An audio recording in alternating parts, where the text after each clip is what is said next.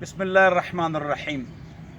آج کل جو حالات ہیں آپ کو پتہ ہے کہ کرونا وائرس ہے، تو اس میں اگر آپ گھر میں نماز پڑھیں تو افضل ہے کہ گھر میں آپ نماز پڑھیں، اس لیے کہ حضور اکرم صلی اللہ علیہ وسلم نے کوڑ کے مریض کو کہا کہ گھر میں نماز پڑھیں، اور حضور اکرم صلی اللہ علیہ وسلم نے فرمایا کوڑ کے مریض سے اس طرح بھاگو جس طرح شیرببر سے بھاگتے ہو۔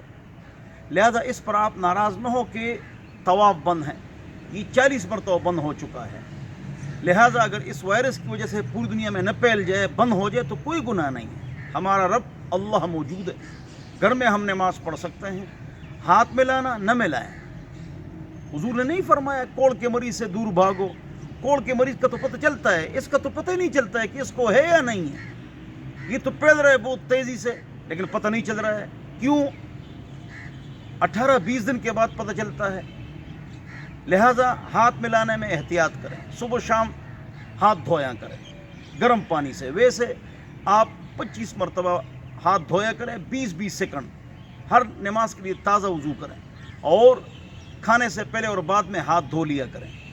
اور حضور اکرم صلی اللہ علیہ وسلم کے اونچے صحابی حضرت عمر کے زمانے میں طاعون آیا تو انہوں نے احتیاط کیا، حضرت عمر اس علاقے میں نہیں گئے، اس میں طاعون ہے، واپس چلے گئے، اور حضور اکرم صلی اللہ علیہ وسلم نے فرمایا کہ جہاں طاعون آ جائے اس علاقے میں نہ جانا ہے نہ اس سے نکلنا ہے، یہ حدیث ہے۔ تو یہ احتیاط نہیں ہے، تو احتیاط کریں گے انشاءاللہ۔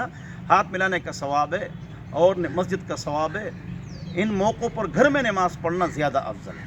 اللہ تعالیٰ مجھے اور آپ حضرات کو عمل کی توفیق عطا فرمائے۔